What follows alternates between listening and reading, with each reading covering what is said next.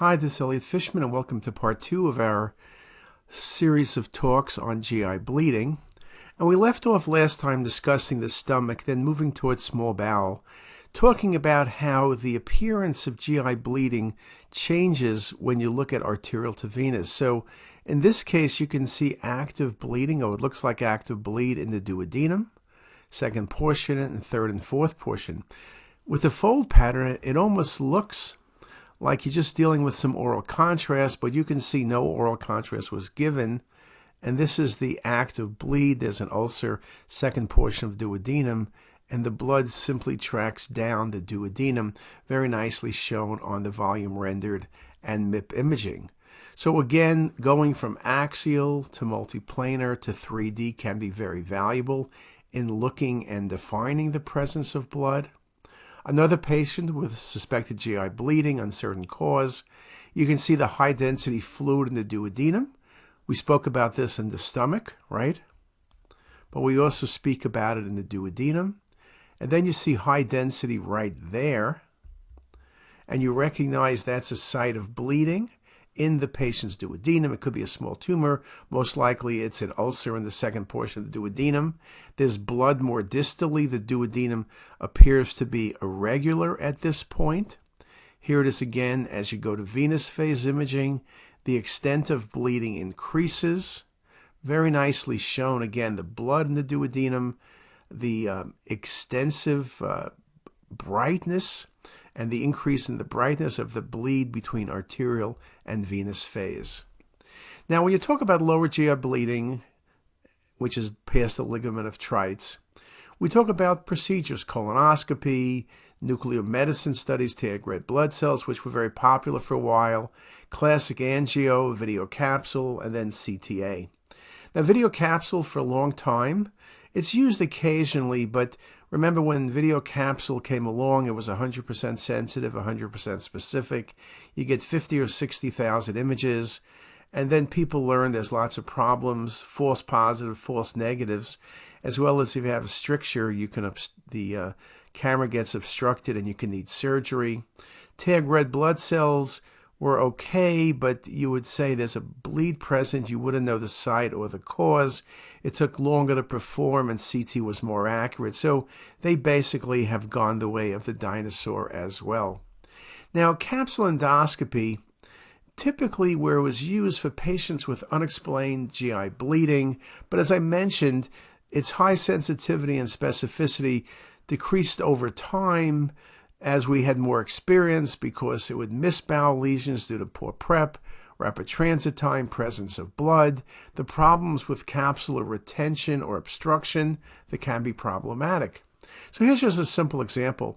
This patient had a Merkel cell tumor, and I read this scan. I said there's bowel obstruction, likely a bleed because of some high density, but you can see that there's a large recurrent tumor, nothing very tricky, and there's a site of obstruction.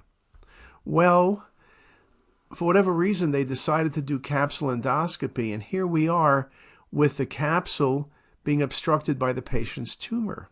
Well, one thing people will say now is do not do capsule endoscopy until you first do CT. CT is negative, and there's no sign of obstruction because this patient now needed surgery. The patient probably would have gotten chemotherapy and potentially surgery along the way, but not emergency surgery for obstruction of that patient's capsule. And you could see it here very nicely, the dilated bowel, the transition point, which is all you needed to know, and the mass, which is tumor recurrence, and now you have a capsule that's going nowhere. If you ever look on a topogram, this is what a capsule looks like. It always looked to me like Sputnik 1. Remember the things the Russians, I think, put in space in 1959 as the first orbiting structure, the beginning of the space race? That's what these capsules look like. Now, in this article by Wells, detecting extraluminal disease in a bleeding patient may be helpful in influencing treatment and goals of care. For example, in the case of a small bowel neoplasm with metastasis. Of course, then one of the advantages of CT, besides detecting the presence of bleed, we could pick up other findings like hypoperfusion. We also can see the extent of the patient's vascular disease, but we also could determine the extent of tumor. Is there a bleed present and it's a small bowel tumor or a colon tumor and there's liver metastasis? Perhaps your goals will be different in how you manage the patient. When we look at lower GI bleeding, there's a range of causes from diverticular disease, which is number 1, to angiodysplasia, hemorrhoids, ischemic colitis, and you can see multiple different possibilities. In this article by Lang, it's an older article, but it does make some good points. Comparison with unenhanced CTs allows differentiation of active hemorrhage from other high attenuation material, thereby preventing false positives. So I just want to bring that up again. If you don't have experience or you don't feel comfortable, perhaps maybe then you should do non-contrast. But I think with experience, you do not need to do non-contrast scans. Arterial and venous phase will make life easy. So for example, you see this structure here, 1 cm. Maybe it's a bleed in small bowel. It looks like a bleed. I couldn't say it's not a bleed. And if this was my only phase, I would say I worry about a bleed. There it is again on the coronal views. But when we had the venous phase, you can see back here, nothing changes between arterial and venous. So we know this is not a bleed. The size doesn't change, the shape doesn't change, and the density doesn't change. Or in this case, there's something in the cecum which looks all the world like a bleed. This is arterial phase. Looks very concerning to me. I'd read this as a bleed every time. But when we had delayed phase, the venous phase, it did not change. And so it was simply ingested matter. Again, if you're uncertain, getting delayed phase imaging can really be helpful. In this article by Giuliano, the most common CT pitfall that mimics active extravasation is the presence of hyperattenuation material within bowel loops. Again, you need to be careful, but I think if you're looking at arterial and venous phase imaging, you're not going to have a problem. Now, I spoke to you before about scan protocols, and whether I'm thinking about upper or lower GI bleeding, the protocols are the same. Now, in this article, looking at the ACR appropriateness criteria 2021 update, 75% of episodes of acute lower GI bleeding due to diverticulosis stop spontaneously, especially in patients requiring transfusions of less than 4 units of blood in a 24-hour period. Hence, in a substantial number of patients with lower GI bleeding, conservative management is likely to be sufficient. For these patients, no intermediate interventions are necessary, and diagnostic tests to identify the source of GI bleeding can be arranged electively. Well, the last point is probably well taken but not well followed. Patients come in with GI bleeding, they're getting emergency CT. Now, if you see it's diverticular disease, and that's or diverticulitis as a source of bleeding, at that point you can make a decision to simply monitor the patient and see if the bleeding does stop, which will happen in 75% of cases. In the ACR appropriateness, you could see that CT is equal to transcatheter arteriography. The only advantage of a transcatheter arteriography is you can do embolization. But as we said, you don't want to embolize unless the bleeding is really extensive or the bleeding doesn't stop. Now, variant 2, CTA of the abdomen and pelvis without or with IV contrast is usually appropriate as the next step for hemodynamically unstable patients with an active bleed, or someone's requiring more than 5 units in 24 hours. Again, the rule today is, in most practices, no one goes for classic angiography for suspected GI bleed unless a CT scan is done first. If the CT is negative, it means the bleeding has probably stopped, and then angiography is not going to be worthwhile. And again, here is some of the update. RBC scans, they put down as appropriate, but I think time has changed over the last few years, and basically we're staying with CTA. In this article by Kim, this is a long time ago, they made the point that using 64 slice CT, diagnostic performance was not different between arterial, portal, or combined for detection and localization of GI bleeding. I think that probably is true in the big sense of things if you're looking retrospectively and you're doing it as a study perhaps. But I think when you're actually reading a study in the middle of the night or in the afternoon, amongst many other cases, if you only had a single phase, particularly arterial only, a subtle bleed can easily be missed. When you have arterial and venous, you are going to see the bleeds better and you're not going to be confused. You can see the accuracy of the different test sets were about the same. But I think to me, I know personally, I will do much better. I rarely miss anything arterial, but my certainty and the ability to say this is active bleeding makes it very easy. Again, if you only have the arterial phase, you probably will need to get a non-contrast also to make sure you're not overcalling the presence of bleeding. So lower GI bleeding accounts for about a quarter of cases of GI bleeding. Diagnostic spectrum varies from chronic and intermediate blood loss to severe acute hemorrhage. Overall mortality rates are up to 5%, but can be as high as 23% depending on age, comorbidities, and severity of the patient's hemorrhage. When you look at small bowel, we talk about ulcers, which are uncommon, Crohn's disease, bleeding related to NSAIDs, angioectasia is very common in small bowel, varices, small bowel tumors, particularly GIST, but you also can see occasionally with carcinoid and adenocarcinoma. And then, of course, we'll stick in Meckel's as one of the possibilities. Now, angiodysplasia is kind of interesting.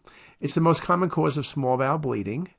It's commonly associated with end-stage renal disease and aortic stenosis.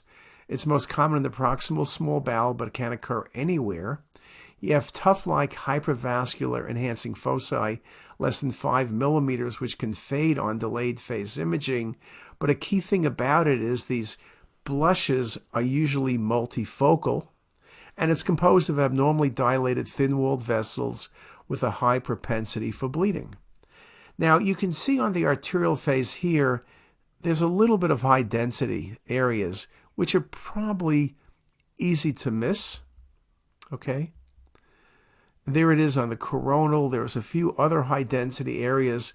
You should see them, but this person or someone did not see them. But if you look and take those images and now go to MIP, look how more impressive they are. You also can see many more of these high density lesions and the multiple spotty vascular lesions, these tufts, if you want to call them that, is classic for angiodysplasia. Patients with angiodysplasia will often have bowel resection because these areas do bleed commonly. And again, looking at delayed phase imaging, you can see on the MIP imaging how obvious things are. But on the coronal, yes, those areas are there, but boy, it's so easy to miss. And here, it's impossible to miss. So again, I will always look at the abdomen with MIP imaging when I'm looking for GI bleed. Here's another example. It looks like maybe there's some high density diffusely in small bowel. And if you look hard, what about right here in the small bowel? That's in jejunum. You can see it again on the coronal view. There's also thickening of gastric folds. And then as you look at it a little bit more closely on MIP imaging, there's something definitely going on. So you would have to say this is consistent with a bleed. But as you go from the arterial phase to the venous phase, look how much more obvious it is because the bleeding increases, and here it is nicely on the MIP imaging. So the extent of bleeding, the length, and the density increase between arterial and venous phase imaging, and this was not as classic as the prior case, but was due to angiodysplasia as well, very nicely shown on these MIP images. Another patient, this patient had interstitial lung disease. Yes, you can see on arterial phase imaging the site of bleeding layering out, but someone asked the question, how do I know this is not ingested matter? Well, when you look at the MIP imaging or the volume rendered imaging, it really looks like bleeding. You could see its relationship to the branch vessels or the SMA.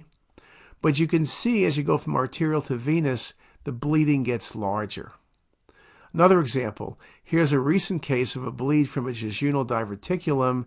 You can see the bleeding on the arterial phase, how the blood layers out.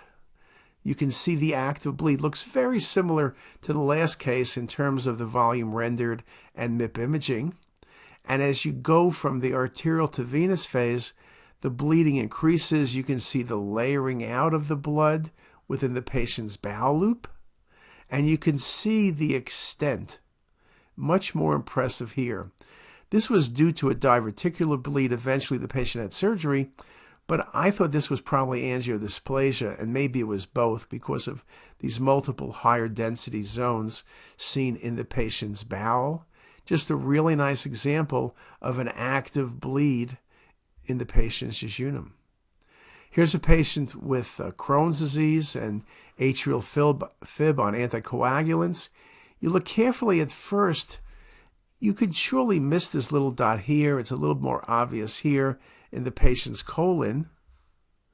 But as you go on the MIP, it is surely more obvious right there. But as you go from the MIP to the arterial to MIP on venous, you can see the blood is layering out more. There's the site of bleed. Very, very impressive. And when you measure the density, it's about 260. Most foreign matter is lower density. That's not always true. If it was a pill, it could measure 1,000. But one thing is true between arterial and venous, the density increases typically with a bleed, and that could be very, very helpful. And again, in this case, the very bright blush as you go to the volume rendering makes this fairly easy. Now, in terms of small bowel, you also can see neoplasms that bleed. Again, small bowel neoplasms can be difficult to detect. Small bowel cancer is uncommon, less than 5% of GI malignancies. Current 5-year survival is 65%. Cancer staging at time of diagnosis is critical.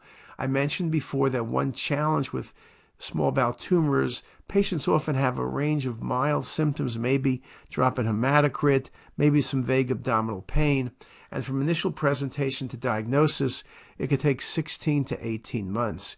So you need to look very carefully when you're looking for GI bleeding, not to miss a tumor. GIST is one of the tumors that bleed. Interestingly, GIST have a range of sizes. It's the smaller lesions that bleed, not the larger ones in the small bowel. Remember, GIST can occur anywhere from the esophagus to the rectum, most commonly in the stomach, but not uncommon in the small bowel. And they can present with intussusception, leading to bowel obstruction. They can present with GI bleeding, be it occult or frank, from mucosal ulceration. And they can rupture, that's true of stomach and small bowel, presenting with massive bleed. Here's a patient with GI bleeding. We find an enhancing lesion in the small bowel. Carcinoid versus GIST is my best differential. Yes, you can see metastatic renal or metastatic melanoma can be vascular, but there was no history of malignancy. And when you look at the images, it does have somewhat of an exophytic appearance. And this was an active bleed from a GIST tumor, really nicely shown. Or in this case, you can see a bleed in the patient's duodenum, roughly the third portion. And as you look at the coronal views at the junction of third to fourth portion, there's a mass. So what you were seeing is a vascular tumor, which was a GIST tumor with active bleeding, very nicely shown also on the volume rendering. So GIST tumors occur jejunum more commonly, but can also occur in duodenum and can be very large, and in fact at times simulate carcinoid or even a pancreatic neoplasm. In patients with malignancies, I mentioned renal cell. Here's a site of bleeding in the patient's small bowel right there. Could be a GIST tumor, but this patient had a known primary, and so this was metastatic disease to the small bowel. They're presented with bleeding. Look how nicely it's shown on the coronal images. You can see some of the feeding vessels to the lesion when we look at the volume rendering, very nicely shown. And again, here's just a few more images showing you that on venous phase, the mass is there, but boy, is it hard to see, making the point that small bowel tumors, when you're doing routine venous imaging, can easily be missed. So dual phase imaging, if you're looking for a source of GI bleeding, is what you do. But if you're looking for a source of small bowel tumor, that's also what you need to do. Now, what about the colon? Well, let's do this. Let's stop at this point and come back with part 3 and take a look at GI bleeding in the colon. If you like this video, make sure to subscribe to the CT is Us YouTube channel. You can also visit us at ctisus.com for even more videos, plus quizzes, pearls, protocols, and oh so much more. We're also in the App Store and have well over a dozen apps for iPhone and iPad, all completely free. Thanks for watching.